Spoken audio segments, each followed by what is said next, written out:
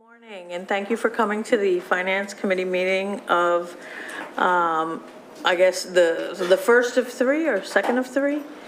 First of three. We're covering staffing, personnel, instructional programs, and student services this morning. This meeting is being live streamed and recorded for later viewing. Kari Sautner is on the phone with us. She's unable to attend in person, but we'll get started.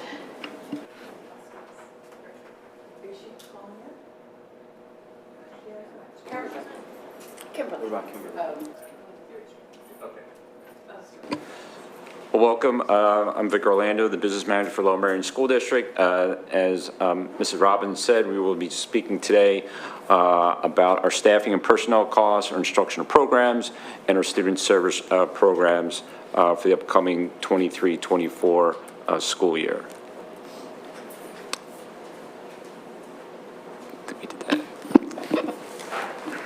And I'll be jumping in this morning to orient us to the presentation you'll be seeing today. If we could advance to the next slide, please. Thank you. We've changed our format a bit from prior years to present the budget in alignment with the accounting codes and practices that the Pennsylvania Department of Education applies to school districts, so that what you'll see is a reflection of what that overall budget looks like when the board goes to approve that in the final budget in June. So we wanted to orient the conversation around the finance piece of the work. Obviously, we're at the Finance Committee, but previously we had shared out a lot more information about departments, and we are certainly, want to make sure all questions are answered about what the meaning is behind all of the numbers that you'll be seeing. But the idea was to frame it around those accounting codes and highlight for you those portions of the budget that we would consider our budget drivers and critical needs, and then highlight any major changes that we are recommending between this year and next year and into the future. So I'm going to pass this back to Mr. Orlando to give us an overview, and then I'll come back and talk about personnel, which is our largest budget driver. Okay, we can move to the next slide. Okay, so we're going to talk today about the general fund, which is our operating fund for the school district, and the state accounting matter requires us to report it really in two different phases. One is as a function and also as an object. So what you're looking at right now is the function. Function basically describes the activities for which the service or material is acquired. So if you look at the left side of the screen, you can see that the 1,000 is instruction. So that's your regular ed teacher, special ed teacher, VOTAC, and then your 2,000 is anything for supportive services. Some is transportation, operations, guidance, and then we're going to talk about the 3,000, which basically is your athletic and your student activities, and we'll talk about the 5,000, which is most of your debt service and your capital reserve transfer. So you can see 56% of the expenditures goes through the instructions of the 1,000 series, which we're going to talk about in detail this morning. And you can see the other percentages are much less. The second way the state requires us to report the information is via, it's called an object. God bless you. An object, again, is required for state reporting purposes, describes the activities in which the service or commodity was bought. So if you look at the left side of the chart, there's a little 100 through 900 listed the various objects. And you can see, obviously, God bless you, the 100 is salaries, so all the employees, and 200 is all the benefits related to those employees. You can see that makes up 75% of the pie, which is over $240 million. The 300 is called purchase, professional, and technical services. Some examples of those would be any type of consultants, legal counsel, the intermediate unit services that we have from Montgomery County and Chester County IU are the main items in that object. The 400 is purchase property services. Most are talking about repairs and maintenance. Some of our utilities like water and sewage will be in there, and rentals and some leases will qualify under the 400 object. The 500 object, other purchase services would be example tuition that we pay, VOTEX, out of district placements, and some of our contracted transportation services. The 600 is supplies. Under that supplies, you'll see your general classroom supplies, periodicals and books, technology, some utilities such as electricity and fuel and gas would be under that also. 700 is property, so any equipment that we purchase would be there. 800 would be other objects, dues and fees, interest on our debt service, and 900 be our principal payments and our transfers out to capital reserve. So we're going to now talk about, I'll pass it over to Megan before we talk about personnel. All right, back to me. In that prior slide, could you just go back one minute? What I wanted to highlight is, as you can see, if that entire circle is pie, reflects our budget, and when you see to the smaller pie chart to the left, you can really see how much salaries and benefits become our budget driver. So 75% of our overall budget is based on salaries and benefits. So if you could go to the next slide. And we are a service industry. We're providing a high quality education to over 8,500 students in this district, and other services to students that don't go to Lower Merion School District, that are in private schools, that need transportation, that we provide nursing services to. We have co-curricular and extracurricular activities that we support beyond what happens during the instructional day. We see ourselves as not only serving the students in our classrooms, but also serving their families and the residents of Lower Merion Township and Narberth. So to the extent, and we've highlighted this in years past, our facilities are used by outside organizations. The work that we do to make sure that those are ready and cleaned and secured for those purposes takes staffing. So when you think about the staffing and the complexity of the work that we do, it's not just about teachers and classrooms. It's importantly about teachers and classrooms, but it's also so much more than that, so that we can provide a range of services for the entire community. And in addition to that, not only are we talking about the children and families, but buildings and structures that need support, that need maintenance, that need, that we continue to, provide that level of service to the buildings, and also to our transportation fleet, which again is an in-house operation. We do not contract the majority of that out. So those are our employees and services that we maintain as a school district. If you could go to the next slide. Back to you, Vic. So here's a breakout of the 100 and 200 object totally for the district. You can see it's over $241 million. As Mrs. Schaefer said, schools are a very labor-intensive industry. All of our services are generally all in-house. You will see some other districts do contract more. We do not. Our transportation, generally speaking, is almost 100%. Outside some minor cases, all employees, or a lot of districts do contract out 100%. So you're going to see from district to district that number is going to be different. So you can see here we have $241 million, which is 75% of the budget. Regarding personnel costs. And just want to note that the personnel costs are spread all the way throughout the 1,100 object, all the way through the 3,200. So it's through all those different objects, depending upon the classification, that where all those salaries and benefits are. And just to amplify that, so as we move through this presentation, what you'll see is, as we break down by function, that we're going to pull out the salaries and benefits, so you can really isolate the remainder of that item, that function, and we can get to what you're really paying for in there. So if you could go to the next slide. So as I mentioned earlier, we have over 1,500 employees. That's broken down by professional and support staff, as well as administrative staff, and you can see the relative breakdown there. There we go. Oh. Well, we switched back for a second. I think so. So, in addition, we have, you can see the numbers that we have for activity sponsors, seasonal employment, independent contractors, and then we also manage volunteers, which are obviously not a cost driver, but important to note that we have to have individuals to manage volunteers, so that's another function that we serve. Now you can go, I'm sorry. We're gonna get, we haven't had enough coffee yet this morning, I think, so. Right.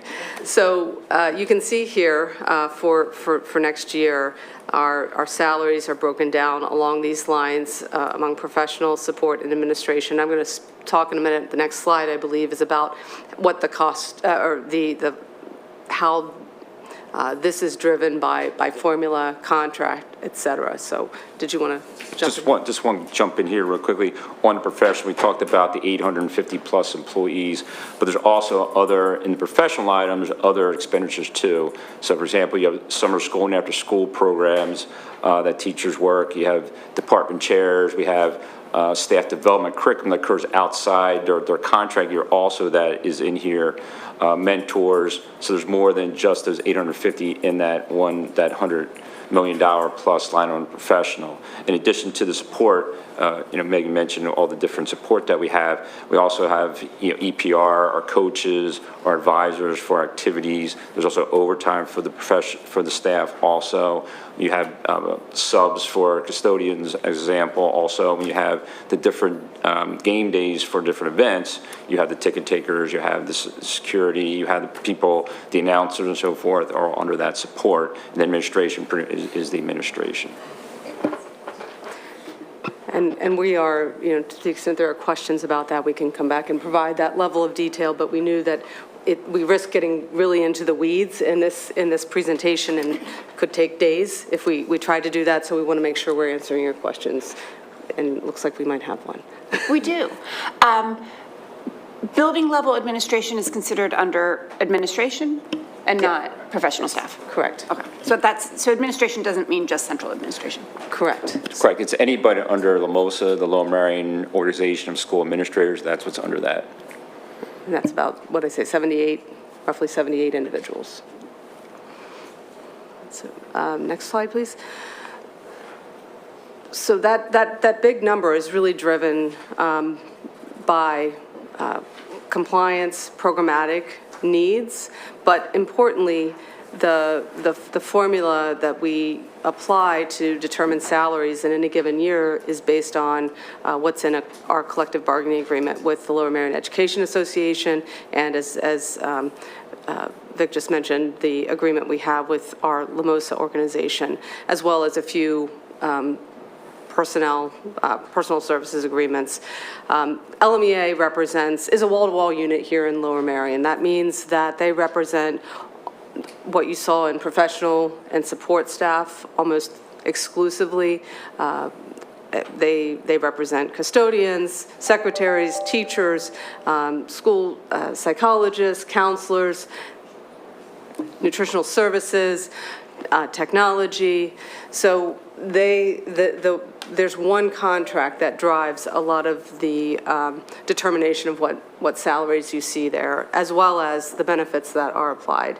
The LMOSA agreement is largely, on the benefits side, a reflection of what has been bargained by LMEA. So it's what's considered a Me Too provision, like whatever LMEA gets is what LMOSA gets, and there is a different salary schedule for administrators, but the large determining factor of what that number looks like with respect to professional and support is driven by that collective bargaining agreement. So that was already, we're in we'll be going into year 4 of a 4-year agreement next year. So that's been established. As you can see, there are other factors there that we consider when we're looking at what additional staff do we need year over year. Class size guidelines, compliance standards like PD caseloads for special education staffing, gifted support, custodians and maintenance are driven by largely square footage usage, the type of equipment that we have. So all of those things are considered every year and throughout the year to decide, do we have the right level of staffing for the needs that we have? We've talked a lot about bus drivers. Obviously, there's a need there, and I'm going to jump down to the bottom of that list, which is market conditions. Sometimes, we have to make adjustments to salaries, et cetera, so that we can do recruiting, especially now. We're experiencing a very different market conditions than pre-COVID, certainly as it relates to all levels of staffing. So that is a consideration for us in terms of setting initial salaries, et cetera. And for the rest of that list, the other thing that isn't a specific compliance formulaic driver is something that we've been mindful of over the years, but certainly this year is what I described as changing needs for services and supports. And so while it may not be a specific, we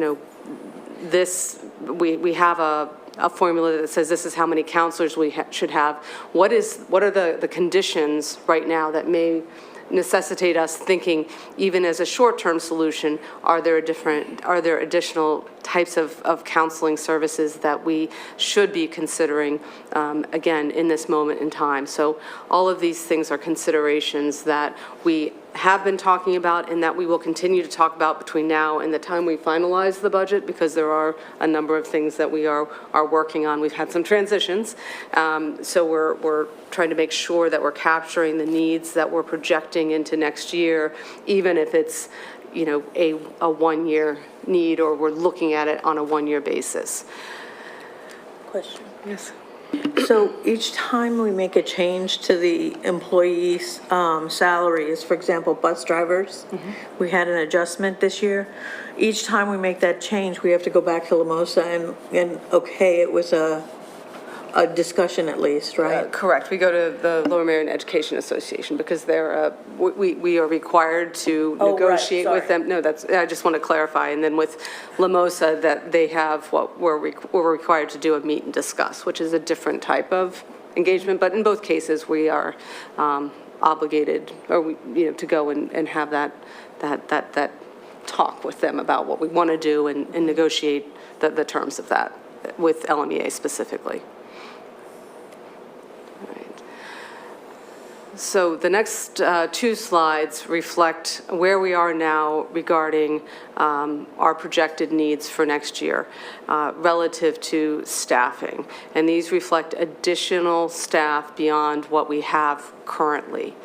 I'm going to walk through what's in this list just sort of in order.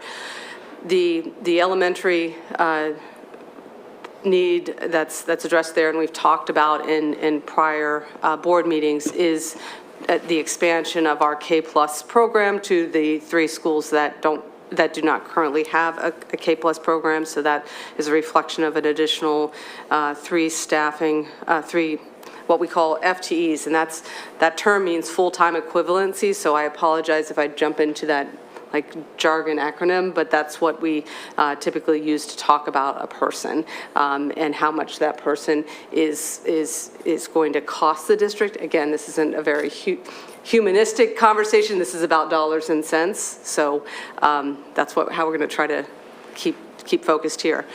The needs at the middle school, and please jump in, Dr. McGloin and Ms. Frazier, if you want to add anything to this. But I think I would characterize them as a reflection of our continuing settling into the new schedule. And now that we've lived it, and we have some adjustments in terms of where we see some increases in staffing that are driving a need for another team. I would also take a step back and say, we've long supported class sizes that allow for as much personalization as possible. That doesn't mean we have 1 to 10 ratios in our regular education classes, but I think, again, to what we've been talking about in this moment, how critical it is for teachers and students to be able to connect and have class sizes that allow them to establish those important connections with students.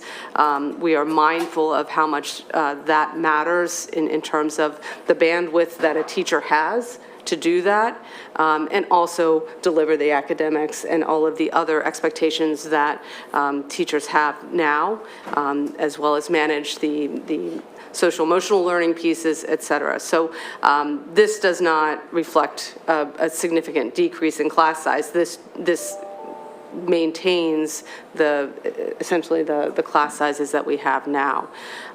World language, because we moved up we changed how we delivered world language and sort of focusing the middle school experience on a guaranteed, class period of world language beginning in 5th grade. The way that, and we've pretty much tried to honor choice, and sometimes that makes it difficult. And in the year that of transition, we realized that sometimes when we aren't able to have some flexibility there, it's creating a lot of difficulty in being able to run the schedule the way we want to run that. So you're seeing a little bit of increase there, again, due to kind of settling into our schedule. Same with math. Math is a little bit different, and I think I'm going to let Dr. McGowan talk about this in a minute, but tech ed is also similarly trying to live into the schedule. At the high school level, this is primarily targeted at Lower Merion High School. In the last 5 years, enrollment at Lower Merion High School has increased by 200 students. We've been very careful about how much we could do in any given year to increase staffing there, given the needs to increase staffing at the K-8 level and settle that out. But now we're seeing the pressures at Lower Merion are very real, and we certainly need to address that. And it's not, if there was opportunities, and we're still exploring opportunities to potentially share staffing with Harriton, and because of our schedule, that's really the only place to make that work efficiently.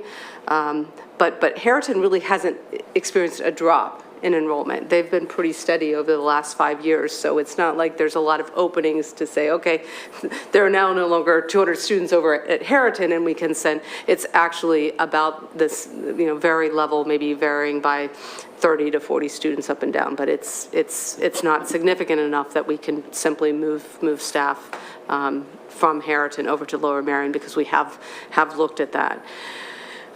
We also, because of and I know Ms. Schaefer's going to talk, Ms. Schaefer, that's me. Ms. Fraser is going to talk about the increase in the number of students who are identified and how that's driving a need for additional teachers. That's reflected there. Those, depending on where those students are, that's why it's reflected as a TBD. So we're still looking at what that, where those teachers will ultimately be placed. Again, between now and June, we'll know, we'll have the plan set at that point in time, and we will come back with more details. Similarly, for our English language learners, we've seen an increase in the numbers there, and you see a reflection of need. Again, will be earmarked towards where those students are as we continue to take a close look at that. Gifted support, same identification, where the students are is driving an additional need. And then finally, the diversity, equity, and belonging coordinator was part of the evolving framework for support of this work under Dr. Amin's leadership. This is going to allow us, I think, also connected to the social emotional learning work that we want to also continue to evolve, and will support Ms. James Coles in her work because she is in high demand, if you didn't already know that. And I think that will allow us to, continue to bring the belonging work to every school and continue to do that work at a high level, which again is, I believe strongly, is connected to what we talk about, the belonging, the need for students to feel connected, for the need for us to really ensure that they're getting what they need, that they're learning, not just about the academics, but the social emotional skills, certainly post-pandemic. So we see this as a clear support for that work, as well as the coordinator positions that are earmarked as 2.0s would be all of these would be teachers on special assignment. We have this type of role in our district already. This is also a role that can be flexed. So if we want to look at it for a year and want to make some adjustments, we're not putting it as a specific position in our contracts. But again, this would, we're looking to add this support at the high school level.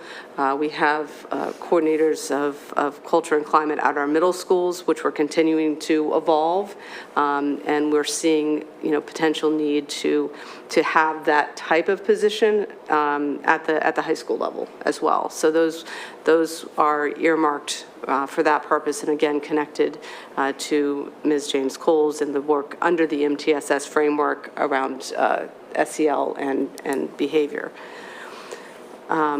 Yeah, of course. So I appreciate you going into each individual line item. And I can see if you're building a budget from the bottom up, you can make a case for each of these silos. But just comparing to last year we added a middle school, and we only added 15 and a half professional staff. This year, we're having flat enrollment. We've already built the new middle school. It's already open. I'm not seeing what's driving 27 FTE addition. Like, at a macro level, enrollment's flat. Even before COVID, this was a period where our enrollment projections were going to be flat. We added the middle school last year. We staffed up for it. Now we're going to add 27 more people. What's, like, at a macro level, forget about like each the silos request. Of course, everybody wants more people. We just sit at a district level, what's driving 27 additional people for professional staff? Like, what? Do you want to jump in? I'm going to jump in. Yeah, it's up to you. I'm happy to jump in, at least from a regular education lens.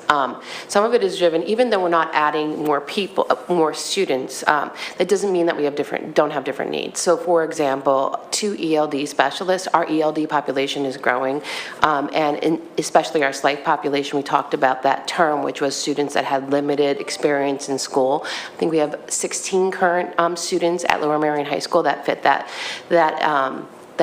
tag, and they need additional support. And so we have 2 additional ELD teachers. We actually have had to add in this year extra supports as an LTS to fit the need of those students. So some of it isn't additional people, it's just actually catching us up to where we had to go this year. Math at the middle level. So we did staff the middle level. We felt to the best of our ability, but we knew that this year there may be some additional needs, and we're seeing that, right? And so with mathematics, we had to have some of our math specialists teaching this year, which are supposed to be full-time math specialists to support our students, but because of the need, we had to pull them and have them teach. And so that 1.5 allows our math specialists to actually be interventionists, which is what we need within our MTSS framework. And then when you think about even transitional things, so 5th and 6th grade teams, additional teams, are not because the enrollment has shifted as a whole entire district, but sometimes the enrollment shifts as you move into different grade bands. And so that's what you're seeing happen with the teams. Remember, we have two-person teams in 5th and 6th grade. And because of the enrollment numbers of students, that's why. So I'm not looking for justification for like reasons why we desire all of these things. Of course we want more things. I'm just saying at a macro level, like, if we think, you know, let's just take, I'm not saying that we need to slice this line item, but hey, we need 2 more 5th grade teachers for Black Rock Middle School when they're already, are we having more 5th grade students next year? Okay, then presumably somewhere else we're having fewer students. Why aren't we redistributing teachers instead of adding teachers? Like, I'm not arguing the need for any of these things, but presumably, if there's more need in one place, there's actually less need in another place. It just, that number seems very aggressive. Well, but to remember, 27 people. when we look, right, and when we look at staffing, at the elementary level, we staff our classrooms at a smaller, like, our numbers are different depending on the grade level that we're talking about. So kindergarten, we try to keep at 20 students. When we get to the middle level, we really don't want to be at 25, but we're actually staffing all of our middle school classes at 25 as our max number. But depending, it's not 1-for-1, and I think you're thinking it's a 1-for-1, it's not. I'm not saying it's a 1-for-1. What I'm saying is, I get that we have different class sizes at different levels, but presumably, like, bubbles move in, bubbles move out. We can't just say, like, there's a need here, we need to add. We actually have to think more holistically and say, there's a need here, where do we have fat? So can let me just walk you through the high school and how we staff the high school, because that might give you an idea so that you understand we are looking holistically. It's not like we're looking at just Lower Merion High School and saying that we need staff there. I meet with the building administration once all the enrollments are done, and we go through every single ask for the students. How many students by content area, by class do they have, and then how many sections do we need to be able to run those classes? If the sections are too low, we decide not to run the section count. So, like, let's say 3 students registered, that section doesn't actually exist. We have to have some additional latitude in there because we know that in 9th grade students move into the district, right? And so even though we may not have a certain amount of requests, we may add a section or 2. I do that at both Harriton and Lower Merion High School, and then sit down and look at how many teachers do they have currently and how many staff members do they need to fill the enrollment needs. Lower Merion High School has been tight the last probably 3 years, I would say. This year we looked at Harriton to say, are there any teachers that we can move from Harriton to Lower Merion High School instead of adding staffing? The reality when you think of biology in particular is that you have to be certified in the content area, not in science. You have to be certified in chemistry, biology, physics. So that move would have been really difficult. We probably have a latitude of a little bit, but because of the way that our schedule runs at the high school, it's very difficult to share. That does not mean that we're not still considering, but we've looked at the whole entire district to say, is there a way to move somebody from Harriton to Lower Merion, or share staff between Lower Merion and Harriton, or share them more, because we do have some shared staff at this current time.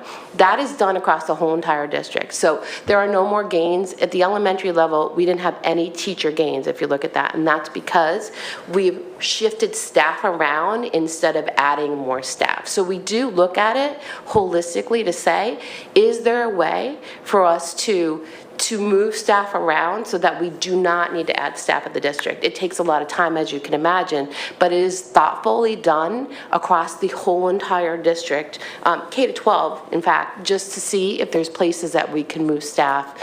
It's thoughtfully done like that. That's just how it's staffed. I appreciate that, but that number, I'm not seeing the need for that. I totally get why we would want, you know, if we're in a period where the enrollment is flat, to add 27 people, that's a big number. And last year, we added a middle school, we only added 15. So I would say some of these, I have several comments and they're responsive. I'm just trying to order them. One is, we continue to work on staffing between now and the end. So this is where we are right now. We know that there are some needs that we wanted to put in, and we do refine them, but every year we refine these identified needs between now and the final approval. So that is continuing. There are some needs that we had that are reflected in here, and Mr. Orlando can correct me if I'm wrong, that we had to add this year that are reflected in next year's budget because we didn't have them earmarked in last year's budget. Because we came in a little lean, I would say, and then as we lived into this year's experience, we had to add. So they're reflected in this number as well. So I would say they're a reflection of this year's, as well as the schedule was not completed for this year until very shortly before we walked in the door. So we didn't even have the schedule finalized before we made those staffing projections for last year. And the reality is that wasn't ideal, and we're, again, with some additional schedule adjustments, I think are driving this. We can certainly come back with additional detail. I hear what your concern is, and I think what we need to do is a better job of coming back and saying, this is what that landscape looks like, why that number is so high. And we have 2 more Finance Committee meetings, so we can earmark some time in there to come back to that. Is that? I hear Yeah, your but concern. that number by itself,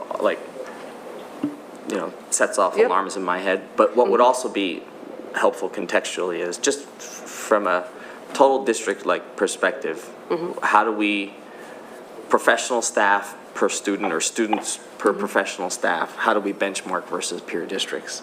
Because I have to believe we're already on the high side versus our neighbors. And if we're already on the high side and we want to add 27 more people, that seems aggressive. When you indicated that we came in lean, you meant that because of the Act 1 ceiling and everything, we had deferred some needs last year? Is that what you're saying? That we had needs that we deferred because we were opening up a new school and that was eating up into the budget? I think from my lens, in terms of the timeline, was that we made a major shift, and we had to first and foremost figure out where our existing staff would be placed, and then what the needs were beyond that, without having the schedule fully built. So there was some projections around that, and I think we under projected, so it wasn't entirely, so I just want to, it wasn't entirely a function of that index piece, but it was a function of just the timeline and our ability to project what the need would be without having the schedule fully built and having kids in those classrooms, for example, where there were electives involved, world language being that example. I think Carrie wants to jump in. Of course. Hi. This is a great conversation, and I'm happy to go through all of it, but I did want to just, as you look at this image, and Peter's questions are completely valid, I would break that up to say, we understaffed. These are the positions we need because we had an understaffing of the middle school, because I think that's one category. So in some ways it's interesting to break it down by grade, but it's also interesting to break it down by need. I would put in there also which ones, and I think you just said this, which ones are already in the budget because you brought them in because of need, and this would just be continuing that work. Like, it would be very helpful to see, like, we had to pull them in halfway through the year because this is what we needed. So, like, angling that as well. And then I have some questions around the groups in all. And, like, you guys talked about, like, the DEIB position and the SEL position being really targeted towards high school and Lower Marion High School in particular. I'm wondering if those positions should be clearly marked by where they're going and not district-wide, even though they may be a district-wide. Where's the need? If the need is that, then share what the need is. the other question I have around these, just to really kind of like clarify these positions, is I feel like I heard this, but again, I don't want to interpret what you're saying. I feel like I heard there's a lack of skills in math and in SEL, which we have been seeing in the data this year, but also have been asking these questions over and over at curriculum meetings. And what I'm hearing is we need more staff in these areas because we need to support our kids in a better way. Is that a true correlation there? Yes, and I appreciate that your framing of that. I think, there's some other slides that aren't in this year's presentation that probably would have been helpful because of the way we did it this year, and I think we can bring some of that back and help share our vision in a higher level way that explains the story better. So I would, yes, No, say yes to you, and also, sorry. yep. Just to clarify, I actually really like the way you're framing this. This is like a dream budget presentation to me, so just to add that in. But when we ask in previous meetings over the last 18 months about how our kids are doing in social emotional learning, are we seeing anything at the high school level? Are we seeing this at the middle school level? That's when we need those conversations to happen and not come in at the bottom of the ninth saying we're adding these positions because we need it, even though we haven't been talking about it in the last year or two. That's where that point is about, because I have asked that question 5 times in the last year and a half and told, not in our district, our kids are doing great. And it's clearly not, and this is a good way to solve it, but let's have a continued honest and transparent story about where our kids are, and then we can really say, and this is why you need it, and you don't have to make justifications in the budget meeting. I actually disagree with the last point. I think, especially around the social emotional learning, I think that we've talked a lot about needing more support in there. I'll send you the recording clips where I asked that question and was told our kids were doing great. And I would note, just, sorry, to the social emotional piece, we do have 2 ESSER-funded, am I saying that right, counselor, 3. We have 3 ESSER funded at the middle level.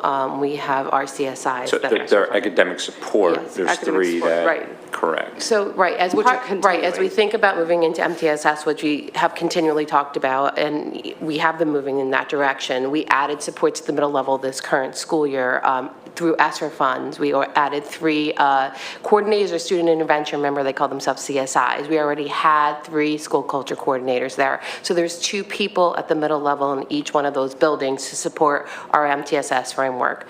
The SEL coordinator, teacher on special assignment, what we don't have, the place we don't have it right now is at the high school level, right? We have ISTs in the elementary school, we don't have it at the high school. So this would move that whole framework idea to the high school as well.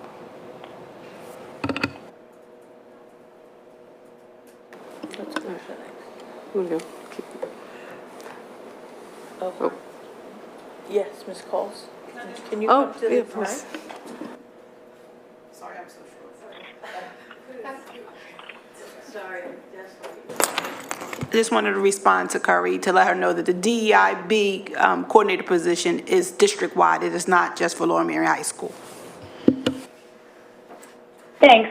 Are those 3 positions reporting to you? only one person. Good. We're going to look at each other, and I'm going to respond, and then you're going to nod or say no. The idea is that the coordinator position that's district-wide reports directly to Ms. James Coles. The other positions, we've been having conversation about restructuring those coordinator positions so they potentially do flow through Ms. James Cole's office, but we're still in talks about that because we do think that there is a need to evaluate and make sure that there's consistent messaging and that it comes from like that lens of the foundation of equity work, and so we're working through that structure piece. Thanks.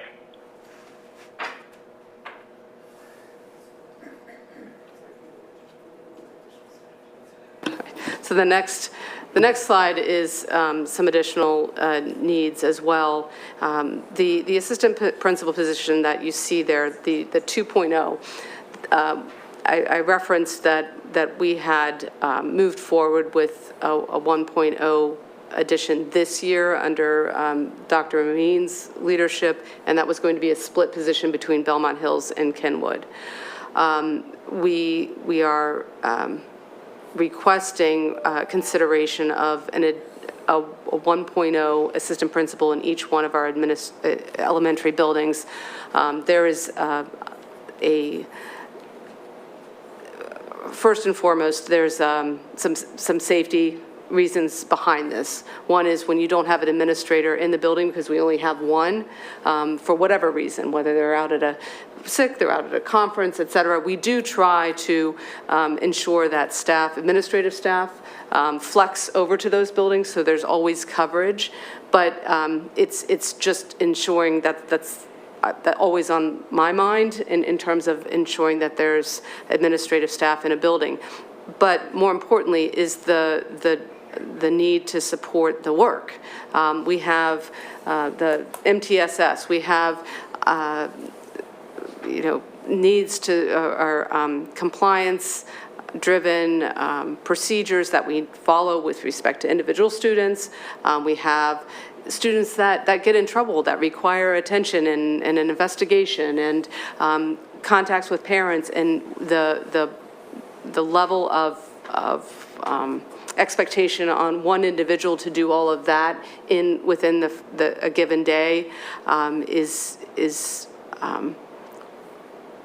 expecting a lot, and also be an instructional leader, be in classrooms, et cetera. So we see a need to increase that level of support so that we have administrators who can be available as a team to do things like the implementation of MTSS and attend to all of the other daily expectations that administrators have in school districts generally. So the other need there that's identified is a temporary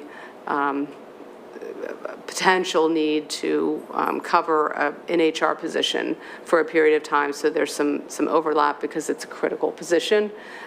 We haven't hired for that. We're just earmarking some money so that there is a amount of overlap, again, because of the nature of the position and the connection to payroll, et cetera. So the complexities of that position require a little more overlap and time, though that could be changed a little bit. It was a temporary hold. The other administrative positions that you see there are supporting our other services. We brought on another building, as we've talked about. We did not add any of our skilled building crafts persons to support that. That is creating a strain on our system. This was a request that was made last year as an example that we did not move forward in light of the other needs that we saw at that time. We are including it now based on the recommendation of the operations department. The campus aides, again, we're seeing a need based on living into Black Rock, and so these security positions are really for Black Rock and Lower Merion as we see it. Again, the number of students at Lower Merion is driving that need. The configuration of Black Rock is, as a lived experience, the request from the principal is to add an additional campus aide there, and we support that. The secretarial position is one that we lost in some transition, and I shouldn't say lost, but it was a shared position that is needed to support the work of Ms. James Cole's office, and so we're recommending that as an additional support. Student transportation, this is a driver instructor position. Again, we still are below where our projections for need are on the bus driver side. So, but also in our efforts to train individuals to drive buses for us, we need to increase the number of instructors that we have available to do that. And then instructional aides are a consistent projection that we have year over year. We don't end up always filling those additional needs every year, but in anticipation of what often happens is that needs that arise during the year, this allows us the flexibility to add an additional one-to-one or additional support for students that may struggle at any given point during the year. It's not necessarily that they start the year with that need, but we know historically that is always something that arises throughout the year. So that rounds out the rest of the requested staffing. So Ms. Garrison asked if I could ask on her behalf the estimated costs around these additional positions. It's around 3.9 million. Okay, thank you. And so then I guess I have two questions then. One, if a position is, I think that I'm hearing some of these positions are positions that were perhaps not filled in previous years, and so they're considered new this year, even though they may have been budgeted for in previous years?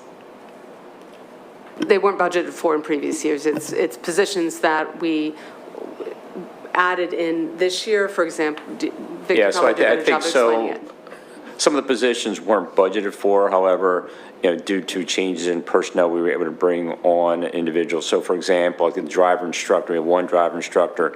We brought another half-time person in last year due to demand, but we had resources from other parts of transportation, not enough drivers that we used to cover that cost.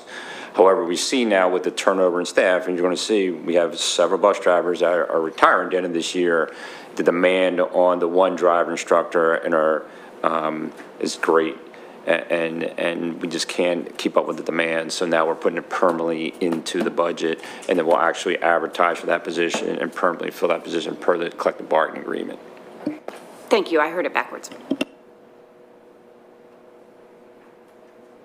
That 3.9 million that you just mentioned for the staffing increase, does that include benefits too? Correct. Okay, thank you. That is the placeholder, and obviously as we employ people, there's different steps and ranges, and it's going to, so it's not definitely going to be, but it's going to be somewhere around there. And so the differential between the 3.9 for these additional positions and I think it's about $12 million increase between 22, 23, and 23, 24, are the rest of those differences, changes in healthcare costs or increases that are Correct. Are part of the Collective bargaining agreements, so Yeah. people move the steps, there's increases in salaries. You're going to see there's been a decrease. Let me get into the benefit side since we're here instead of talking about it, and then you'll probably understand. Okay, so the second part of the personnel is the benefits, and you can see that's 29% of the total expenditures, which is a little over $92 million. There's really three major factors that make up basically over 97% of that $92 million in costs. The first one is called the Employer Retirement Contribution Rate. That's under the Pennsylvania, the public school employee retirement system, or require under state code to contribute for next year 34% of salary to the retirement system. That's mandated through the school code. That's over $50 million that we have to pay into the system. The second part is healthcare, which includes basically our medical, our RX, and our dental. That's driven through our collective bargaining agreement. That's over $28 million. Please note, employees contribute for the medical and the RX anywhere next year between 2% to 17.5%. And that depends upon the plan they're in and the collective bargaining agreement grid as to how they pay. The third one is under the federal law, all employers have to contribute 7.65% of Social Security. For employees, that's over $11 million. So when you add those three up, that's over 97% of our total benefit costs. The other 2.5% roughly is really driven by two things: the collective bargaining agreement, which calls for different things like life insurance, disability, tuition reimbursement, severance payment. That's all in the collective bargaining agreement. And the last one is workers' comp, which is required under the state law.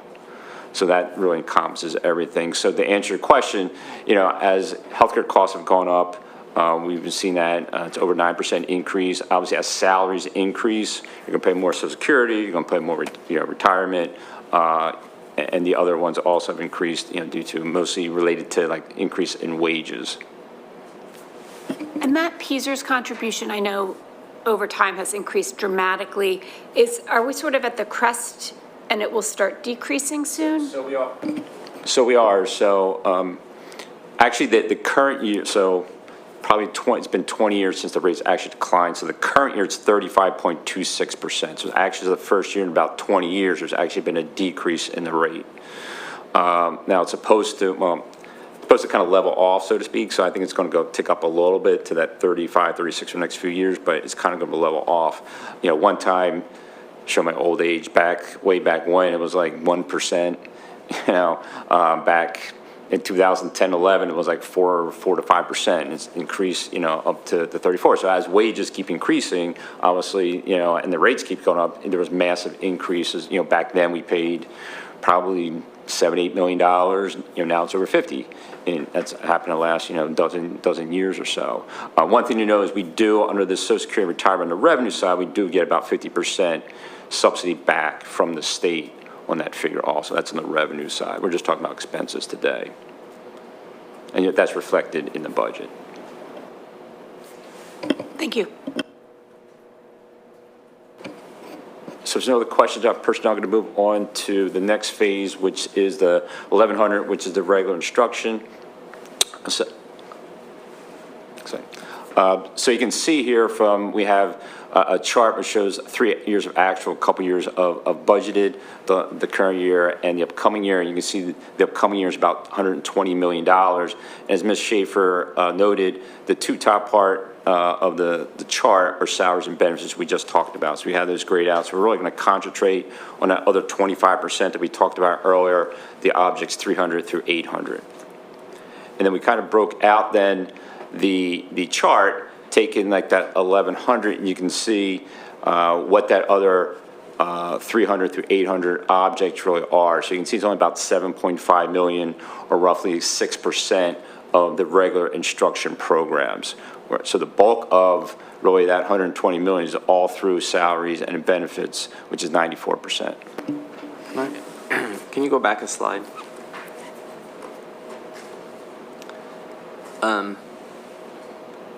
So we're adding a little over 5 million in the 1100 function.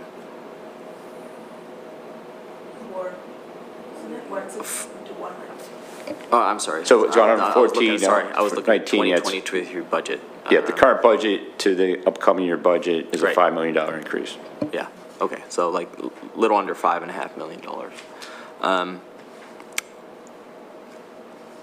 When we look at slide 11, that's not all 1100, right? It's correct. Okay. It's correct. So you estimated new staff, the current request for new staff is about $4 million in salaries and benefits? Salaries and benefits, a little under 4 million, correct. All right. How much of that is included in here? So what I'm trying to tease out is how much of this is like salary increases due to collective bargaining and versus new staff added for this 1100 number? So when you say collective bargaining, you're talking I'm just saying, like, our existing staff, they're going to have scheduled increases based on the contract. And and we're adding staff. Yeah. I'm just trying to get a sense of how much of this 5.5 million on this 1,100 line is new staff versus salary increases. Yeah, I'd have to, I can go back and look at that, Okay. because all of them are different functions, so to have to tease out what the new staff is, but we can do that for you, come back. Thank you.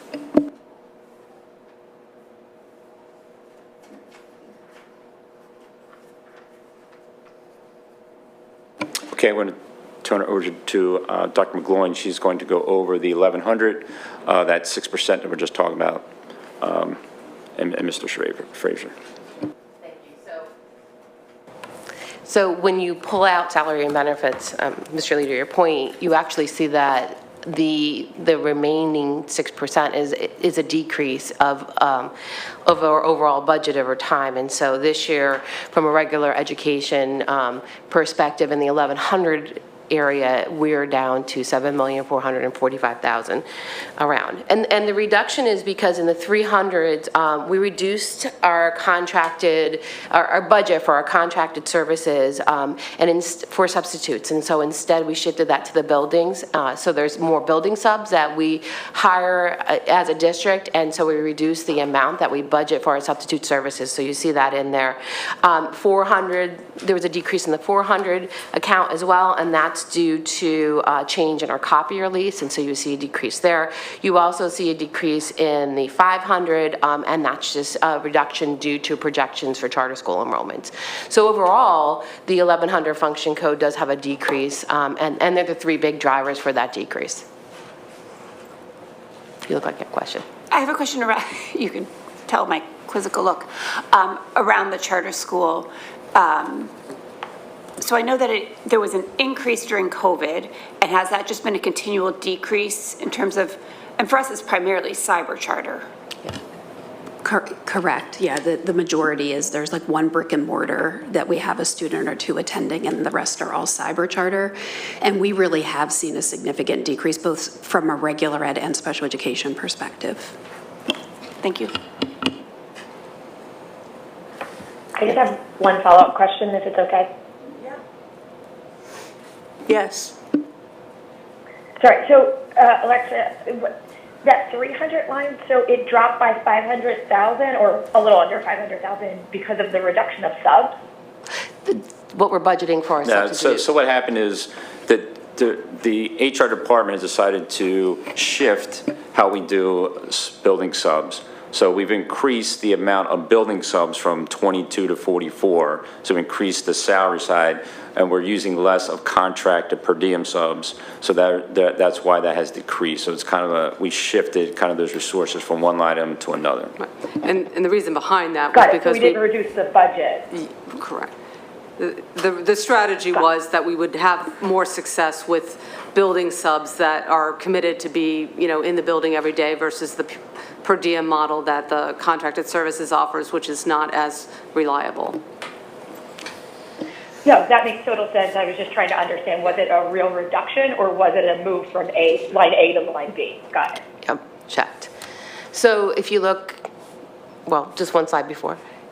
Yep, 600, the 600 object code is really primarily where most of our budget is. And so we're going to focus on that object code. So if you go to the next slide then, you'll see at 600s where that makeup is. And again, so when we're thinking of 1,100 function and regular education instructional programs, you've heard different people talk already, right? And it's because it's not only curriculum and instruction offices at DAO that make up that 1,100 regular education instructional program code. It is building budgets, it's some student services budgets, it's technology budget. And so even when you see that almost $6 million, that is not specific to the offices of curriculum and instruction and what we do at the DAO in that area, because it really does incorporate everything into it. And so that $6 million is across many different departments and even across buildings in the district. Next slide. For our department in particular, I'm going to talk about from a curriculum and instruction department lens at the district level. We had some drivers, and then I also just wanted to highlight really where you see our money, because overall, our budget really hasn't gone up significantly, but it does transition from year to year. And often, the third line really is the reason for the transition, which is textbooks, right? So depending on what area we're looking at for a textbook adoption, we have a cycle for it, and depending on the area, it really could drive the cost. This year in particular, we're looking at middle school math adoption, not the integrated math, but the math 5, math 6, math 7, math 7, 8. And so because of that, we're looking to transition into that, but we've budgeted $200 million for that math adoption. Math adoptions are expensive, as are ELA and elementary school are very expensive as well. Yes. $200 million? 200,000, did I say Thank you. million? That would have been a lot of money. Never spent that much. I've spent a lot, but not that much. 200,000, but still it's a big driver. We also have budgeted leadership. So, you know, we talked about that transition to the middle level structure, and that we're continuing on with that. And so we added leadership courses this year. We wrote the curriculum for it, and now we want to purchase some textbooks to supplement that curriculum. We're also talking about math. We're talking about literature at the middle level, and buying more novels at the middle level. And so textbooks really do drive our budget up and down on any given year, just because of the impact that they have depending on the content area. This year, we're also adding a new high school music technology course. We brought that to CCOB, and it was approved by by our committee. In addition to that, remember, we're planning for K+, the addition of K+, and so resources and materials go with that. We will, with MTSS and our transition, we're looking at a new math screener. So that's in the budget as well. Residencies, we have grades K to 8. We're adding one more residency in this year, but we've really gone back to a residency structure. During COVID, we had to bring people in and not have that happen. And so this year, we've had students go back out again on field trips, which was really a great experience. If you think about that 4th grade PBL that we talked about, our students went out and did work in the streams to supplement what we were doing with that PBL. That's part of our residency program. It's a curricular-based program where the whole entire grade across the district goes on that same trip as part of what they're doing in their experience in their classroom. And so we've added to that to make sure that every student K-8 will have that experience next school year. For us, technology specifically is a driver in our budget. Art has new computers this year. It's time to refresh, and so that's a driver. And then hardware and software for us is always a driver.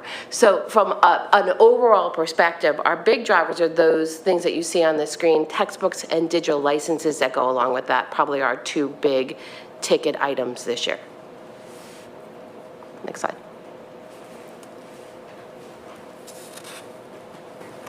Good morning. Also in the that 1100-650 budget appears all of the one-to-one devices.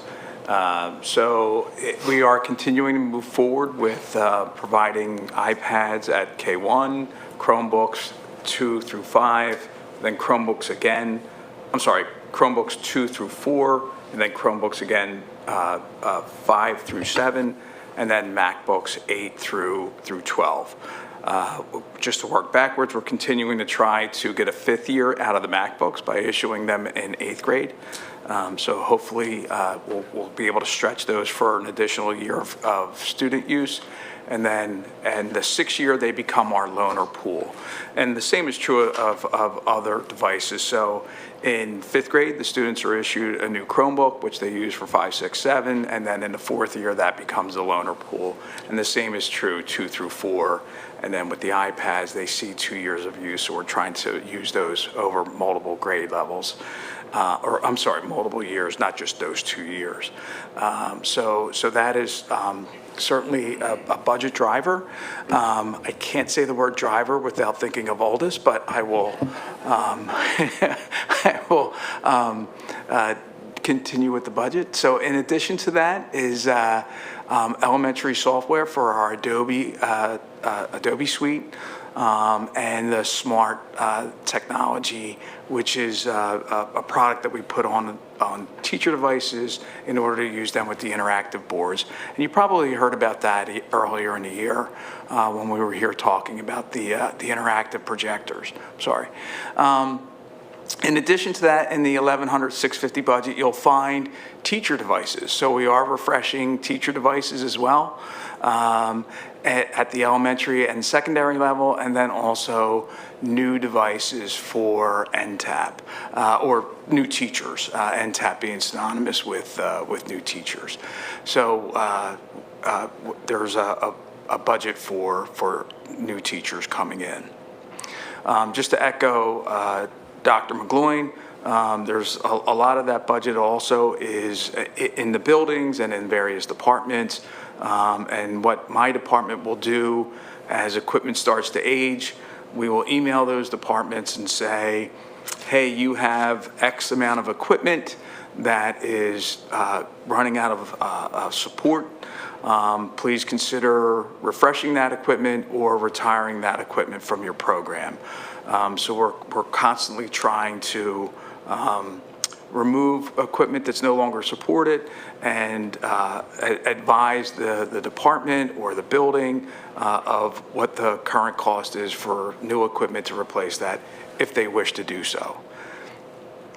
Art's the perfect example for that. So this year we have elementary art and then high school art as well that are part of that renewal cycle. We're still discussing at the elementary level with all of the art teachers. They have iPads. And so do we replace the iPads or do we not replace them? They're in the budget because we're still having that discussion at the high school. We know we are absolutely replacing the equipment. And so that becomes a whole discussion item with the department to say, do we want to move to a different direction? Do we not want to replace it at all? And so that's a good example of what Mr. Frazier was just speaking about. On a yearly basis, about how much are we earmarking for our one-to-one program? So at facilities, it was 1.7 for the MacBook, but I didn't know if that was all just for the one-to-one. So I think your memory is good. It is still, I looked it up. It's, so, yes, it's $1,707,809 this year. So your memory is, and that's just secondary. So for elementary, it's $847,359. So on a yearly basis, we're spending about 2.5 for our one-to-one program? That is accurate. Thank you. Each year, now K1, because it's only 2 years, we're cycling those iPads over multiple, I'll use the word cadres of students. But in second level, those students, or second grade, those students receive a new Chromebook. At fifth grade, they receive a new Chromebook, and then in eighth grade, they receive a new MacBook. And that's every year. Thank you. Certainly. It says elementary software, Adobe and Smart, twice. Is that secondary software? Oh, I apologize. That's a typo on my behalf. That should say secondary software, Thank Adobe you. and Smart. Thank you. I thought they needed it as well. That's a cut and paste failure. At least it wasn't one of those DDoS things. True. Okay, so the next one we're going to talk about is the VOTEC. So this is the Central Monco Technical High School. We paid tuition to the school for that. You can see the upcoming school year, we have over $900,000 budgeted for a projection of 63 students. Please also note the VOTEC has increased their tuition yearly payment, which is currently $14,000. They increased to 3.11% next year. So we'll be paying over $14,435 per student to attend the Central Monco Tech. And as you can see, in the prior years, as the enrollment has increased and we've expanded our involvement with the VOTEC, it has increased, substantially in the last, 3 or 4 years. Next, I'm going to turn it over back to Dr. McGloin to talk about the summer programs. Did you have a question about? Oh, no, I was just Central going to know, Monco? I think that's an interesting, almost not quite doubling since pre-COVID. I think that's an interesting, right, like the increase in VOTAC post-COVID. is Remember, interesting. though, we had a conversation with the board last year about increasing our 10th graders' participation in it, and that drove, it definitely drove an increase, which is what we wanted to see. It was intentional that we wanted to have more of our students participate and start in 10th grade. And so we went from in the low 40s to 63. And so that was a conversation with the board that was supported, and I think that's what you're seeing when you look at that increase. Yep. Okay, so regular education, instruction, and summer programs. This is not specifically only summer programs. This budget also includes after-school tutoring that we have and after-school supports that we have in place. And so currently we have after-school tutoring occurring across the whole entire district. In the elementary level, we have it by groups, and at the middle school, we're supporting math specifically, and we also have at the high school in our keystone areas. And so that's part of this as well as our summer programs. We run 16 summer programs inclusive of ESY. Without ESY, we have 15. ESY is not part of this budget because that is in Kimberly's budget, but all regular education summer programs are in here. Last year, we also had 1,700 students participate in our summer programs, and so we're ramping up for that again this year. We have not changed any of our programs going into this summer. We are looking at how we can modify the middle school ITOS tutoring program because we did not have a significant enrollment, and we really like students to participate. But outside of that, there really hasn't been any major modifications. It's primarily driven by salary and benefits, as is everything else. You could see, other than that, we have purchase services, so we'll bring in people to the district for students. We take students out of the district, like Yes Academy goes out sometimes and does field trips. We also purchase supplies and resources, so SPIES, foundations kits are purchased, and you see that, that's where the budget drivers are here. STEM materials every year we have to refresh. So the minimal amount of purchases are for those pieces of the puzzle. Next slide. So next, we're going to talk about the 1200 function. And as you can see, we spend over $57 million on our special education programs. And you can see 83% of that, the next slide, is related to personnel costs, and there's 17%, or roughly $10 million, that's related to outside the personnel costs for the 1200 function. And I'm going to turn it over to Mrs. Fraser to give you more details. Yeah, great, you can turn it. Yeah, so this pulls out, like similar to the previous slides, this pulls out the salary and benefits, which is a large portion of the largest portion of the special education budget. We'll talk a little bit about what kind of influences these as you're just looking at where some of the cost increases are, just to highlight.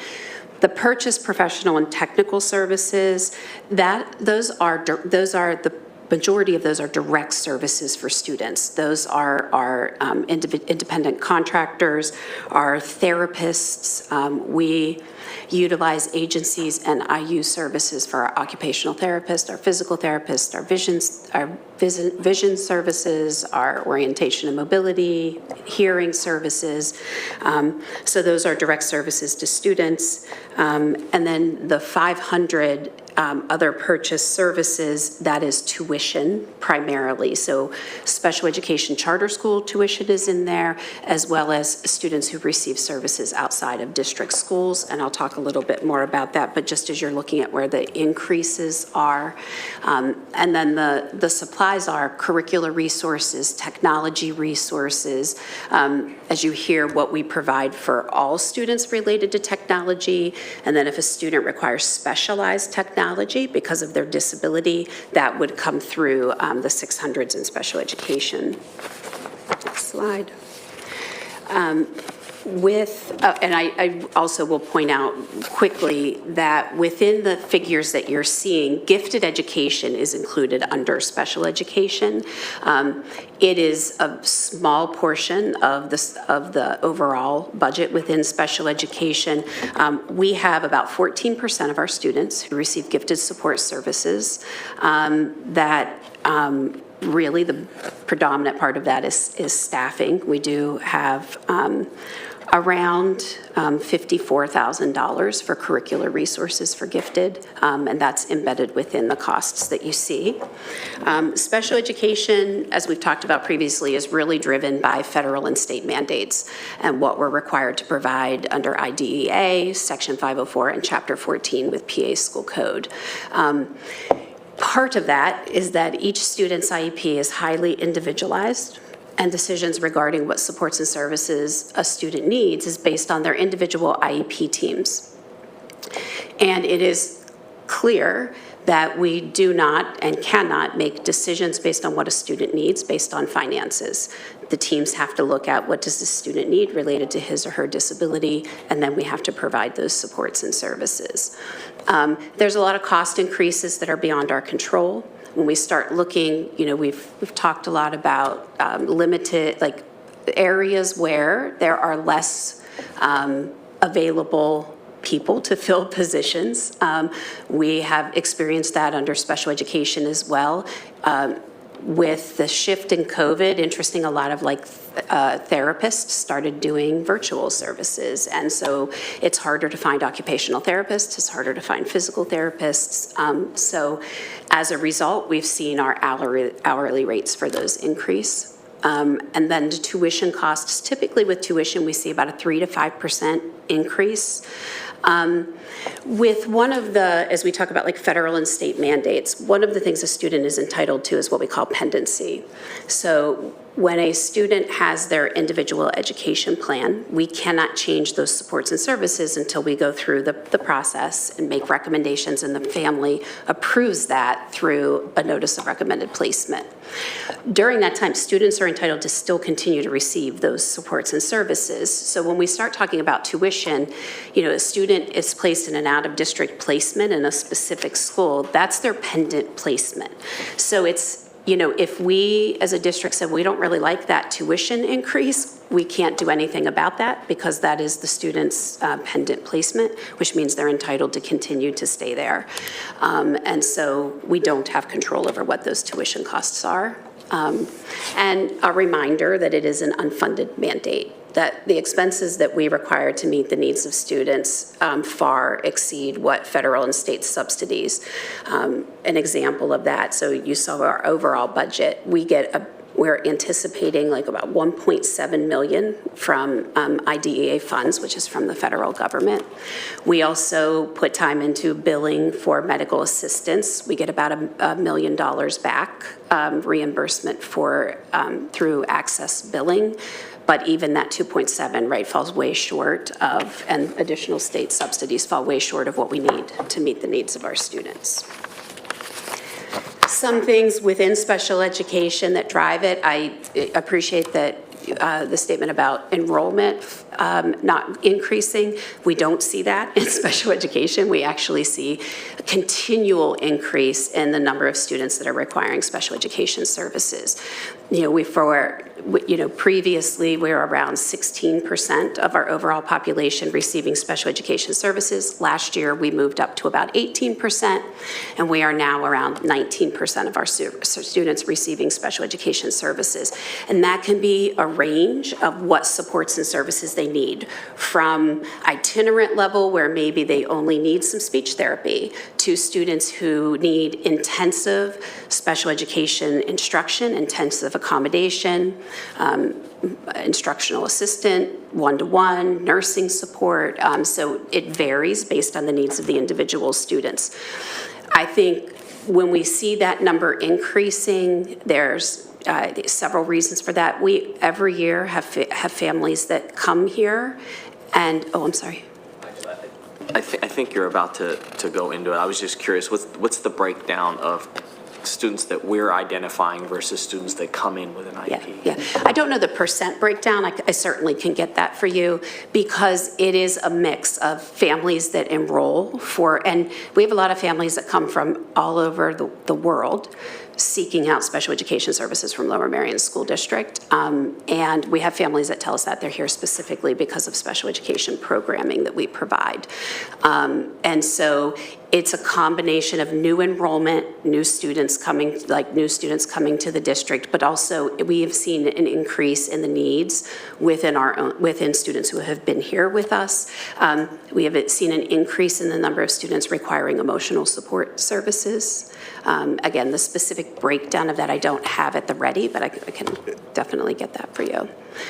The other thing when we think about this with the new enrollments, back to the pendency and why I wanted to highlight that for you, when a student enrolls from another district, we're responsible for providing the services in their pendant IEP to the best of our ability. And so when we have a student, this year we've had multiple students since the school year has started enroll that require out-of-district programming with one-to-ones and additional services. And so we're required to provide that. Mid-year enrollment as an example, tuition right out of the gate, $85,000 for the tuition for that student, plus the one-to-one cost, which is around $40,000. And so those are expenses that we're required to provide for those students. The other thing that we are seeing an increase in is the number of students requiring out-of-district placements. And again, we pride ourselves on our highly developed programming for special education, but there are students whose needs exceed what we can provide within district. And I did the timeline for you to see, because these are figures that we've talked about before. You can see that the percent, the 2.8%, that's 48 students out of our overall 1690. So only 2.8% of special education students require out-of-district placement. So we haven't seen a large, it's a slight percentage increase from previous years, but our overall numbers are higher. And so with this comes additional tuition costs and additional service costs. So that is also a driver. As I shared, some of the staffing limitations that we've had, and that then translates back to an increase in the cost of the services that are provided. So we have board certified behavior analysts that support the special education department. We use the intermediate units to provide those supports. And the 22-23 figure for that is $775 per therapist per day. The anticipated cost for next year is $835. And we have seen, this is a particular area because the BCBAs are in high demand, where it has steadily increased every year. Same with our occupational therapists and our physical therapists. We've seen an increase over time with that as well. And when we look at the overall increase within special education, the related service cost is one area that's really driving our increase. And that is both a combination of the higher hourly rate and a higher number of students who require those services. So by example, our occupational therapy and our physical therapy, we're budgeting for $200,000 more for those direct services. And then I mentioned previously about the tuition costs and expenses. We see about a 3 to 5% increase. The tuition cost range, depending on the programs, like your intermediate unit programs may be a little less expensive. We have some that are more. And it depends on the type of support that they're providing, the level of intensity of services, and that, it could be all the way up beyond $138,000. That is tuition for school year alone. That does not include ESY programming, which can range from around, $5,000 to $15,000 plus for ESY. That does not include related services, such as if a student is in an out-of-district placement where it requires a one-to-one aid, that aid cost is on top of the figure that you see. So when we start seeing those numbers increase, naturally the costs are going to increase with that. Can I ask a question? Going back to slide, I guess it's 26. The increase, the tuition increases are under other purchase services, correct? Yes, $500. Oh, right. So for $300, part of it is the increase in cost for therapists and things like that. Yes. And part of it is the increase in number of students. Yes. Do you have a sense of what percent is either of those areas? I don't, and I think that would be really challenging to determine because remember that the services are determined for each individual student. So for 1,690 students as today, individual teams are deciding what that student needs at that time. That can change in a given year. So I may, if I have an IEP, I may start the year with just receiving learning support services. And then if my needs change, then I might need additional speech and language services, occupational therapy services. So it really, it varies for potentially for every student. Sure, but if we have, yeah, okay. Thank you. I just want to, on that 300 object also includes intermediate unit services too. That's where that is recorded. So when the board approves a specialized cost plan, which is probably going to happen either next month or June, you'll see that also, like all the different costs.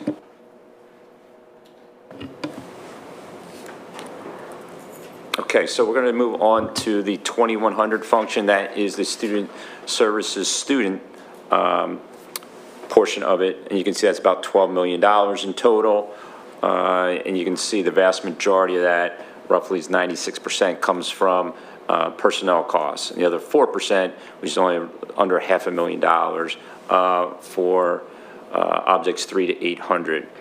And I'm going to turn it over back to Mrs. Fraser. She's going to talk about the two main items there, which is our guidance and counseling and our psychological services. Thank you. So again, the 300s, those are going to be our contracted and consultant services, and I break it down a little bit further as we move forward here. So you can see there is a slight reduction in our overall budget in this particular area. If we go to the upcoming slides, yeah, we'll look each at both guidance and counseling and psychological services. So you can see here just generally, again, salary and benefits being the largest portion of our budgets. And really, maintaining costs or only slight increases in the other areas. If we go to the next slide, I'll highlight for you what drives the support services. I mean, keeping in mind that these are direct student and family supports. And when we start looking at these are our counselors, our school psychologists, our school social workers, and the support that they provide. The highly qualified staff that we have has an impact on salaries. There are federal and state mandates that also drive our responsibilities. Two examples of that: child find responsibility. We are responsible for identifying and locating any students within our district that require special education services that have a disability. And so with that, the evaluation responsibilities. So that affects figures that we'll go through here. Some of the highlighted expenses for counseling, salaries, the expense type, this is overtime. This is additional work that our counselors need to do to support students in the summer months as we're preparing to get ready for the next school year. It also covers doing evening presentations and work with families throughout the school year. That's around $150,000 within. Purchased and professional technical services, an example of that is the PSAT College Board testing fees, which we cover. That's around $24,000. And under supplies, those are our technology resources. Examples of that are Naviance and Cooter, and that's around $35,000. So those are examples of where the money is going to. With our psychological services, so our school psychologists have a wide range of responsibilities beyond their tests, beyond evaluations, right? So they are a lead when we do evaluations of students. They also serve on our student achievement teams. They also support with crisis response and intervention. and support teams as they're working directly with students and with families. Purchase professional and technical services, because of the workload, the evaluation load, and the support that we need related to evaluations, we include $141,000 in the budget for additional psychological services. This directly helps support with the evaluation process. We use the intermediate unit to help support with that. And then with supplies, you have technology resources to support the evaluation process. That's around $36,000. We've looked for ways to save money in that regard, partnering with the IU, and that's allowed us to save, about 50% on our technology-related resources, and with general supplies to support the evaluation process. So not everything is electronic, and so we also still have some pen and paper that we need to use for the evaluation, so that's about $22,000. Again, even with this, as you hear those numbers, the majority of the budget goes to direct support for students, to people that are providing those services and supports. Okay, we're going to move on to the 2200 function. This is support service for instructional staff. You can see that's roughly about a little over $8 million, and 84% of that is related to personnel costs, and the other 16% is related to the 300 to the 800 objects we talked about earlier. And you can see the next slide, that's about $1.3 million in total. And I think Dr. McGloin is going to talk about the three major categories: our library services, our curriculum, and our staff development. So again, when we talk about instructional services, it's not specific to the department at the DAO. We're talking about across the whole entire district. So whether we're talking about library services, curriculum, or staff development, primarily we're looking at what happens in the buildings, what happens in the curriculum instruction offices, the DAO, and then with staff development, it also includes student services staff development. So it's pretty comprehensive. The library is up this school year, and its primary drivers for the increase in costs are two things. First, we're adding 2 research databases at the high school. We currently really don't have any solid ones, and so we're adding in EBSCO and SAGE. That's about $40,000 in total. The rest of the driver really is about library furniture, and so refreshing library furniture at the secondary schools you'll see that in a building budget code, but it's in the overall budget as well. Curriculum and staff development, we're going to talk about a little bit more in detail, but as I said before, when you think about staff development, we're really talking about curriculum content areas, building budgets, student services staff development, and ELD staff development. So it's pretty comprehensive from a view of all different staff development throughout the district. Next slide. In the curriculum and instruction offices at the district administration building, primarily our focus is, and it really does span both curriculum and staff development, these areas, so it's not in particular to curriculum or staff development because the budget span both of those codes, but we're focused on restorative practices training this school year. Our goal will be to have all of our professional staff trained by the end of the school year. Professional learning conferences and books that support the learning are in the budget, and then professional learning curriculum writing is in there, and so we do a lot of learning and writing curriculum to support our learning and our classrooms. And so the strategic plan, our district-related goals are always our priority, and you heard me talk about residency experiences. So to provide those experiences, we need to make sure that we have a solid curricular foundation for that, and so that's in the budget. The K-8 reimagination, I think we've done a lot of nice work, but we have a lot more to go, and so you'll see that in the budget. Habits of Mind licensing, which is our SEL program in the elementary school. Multi-tiered systems support, we've talked about this. Our focuses this year are PBIS, Universal Design for Learning, UDL, foundations are a piece of it, and so that continued support of that is in there. Sage Wellness is an ongoing contract that we have to provide support with our 2-hour PRP for every staff member in the district. Care, which is happening today as a plug if anybody wants to join us. Our cultural proficiency team support is part of that as well. That is about $80,000 of the budget. And then we also have a lot of professional learning software in there. And you'll see Illuminate, Pear Deck, PAE, TEP, Frontline make up a big piece of this budget as well. Curricular budgeting in the supplies code of 600, that is all Illuminate, Pear Deck, PAE, TEP, Frontline, all of our programs that support throughout the district our learning and our offerings. And then finally, we want to talk about our health services program. As you can see, it's over $4.5 million. Please note it's public and non-public services is included in that line item. And you can see 94% is employee salaries and benefits, and 6% is everything else. Turn to Kimberly. So you can see within that small percent of the budget that the majority of that goes to purchase professional and technical services. These are our consultants that we use, as well as agency support for direct services for students. And we'll talk a little bit about where that's like nurses that support additionally from agencies. And so we'll go to the next slide and talk a little bit about what drives that. As a reminder, these are direct services and supports for not just our district schools, but 20 non-public schools as well. And we have Department of Health mandates that we have to follow. There's requirements per PA school code.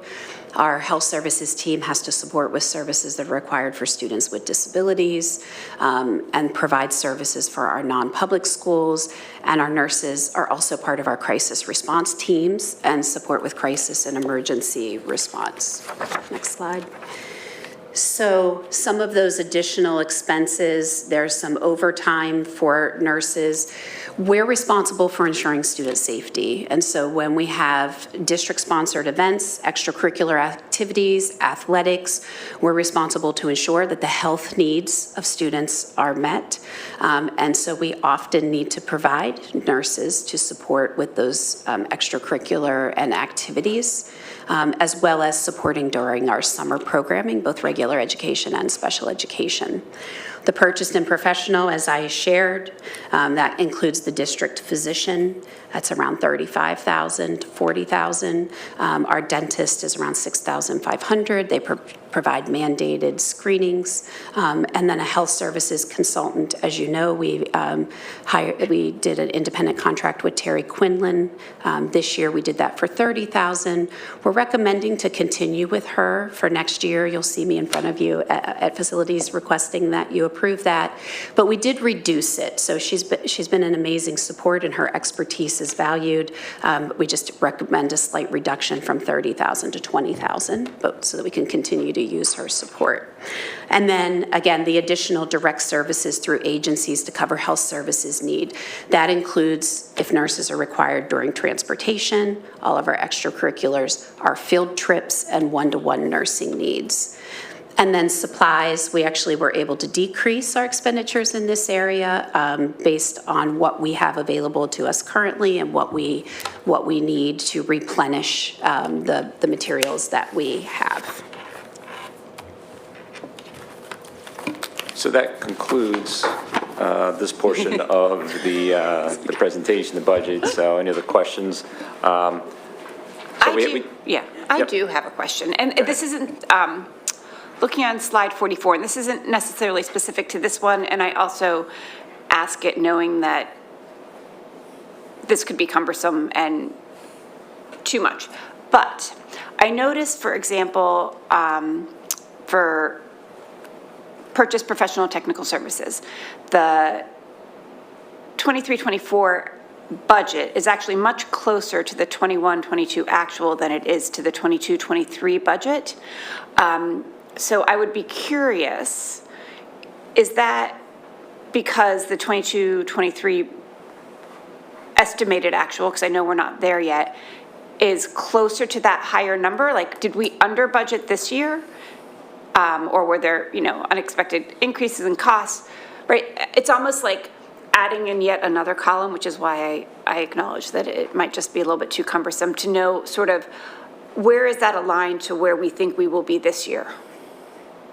And not not only for this, but just in general.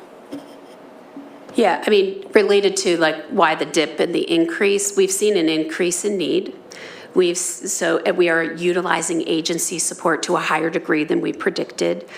We've also seen, because there is a nurse shortage, we have seen an increase in the overall hourly rate that agencies are charging. And so that was, we couldn't anticipate that entirely. And so this puts us in line with where our expenditures are. So I think what Kimberly's saying is you see that 300 line was very high last year, 187,000, because, we had vacancies in our own staff. So you'll see probably an actual decrease in the personnel cost than what we budgeted, but an increase in that particular object to offset that. And that does happen, just because, it's, the labor market is pretty tight. I mean, we have a lot of, vacancies, and we're filling in with other gaps. You've seen it with transportation and so forth. So that happens. Right, I think it would be helpful, and I don't know the best way to do it, to have a sense of where we think we are in this year's budget. I think what she's asking for is a column between 23-24 budget and 22-23 budget. That's like 22-23 projected. Where do you anticipate our end of year spend is going to be? And just as a follow-up, and Curry had actually asked me to say, she had to jump, so she asked me to say the same, but very much a thank you for sort of the reimagination of the presentation and how it's being presented. It is very helpful to see year to year and not just the current year and all that. So thank you for that. Yeah, I echo that. This is by far the clearest budget presentation since I've been on the board. So, and I know a lot of work went into it. Thank you.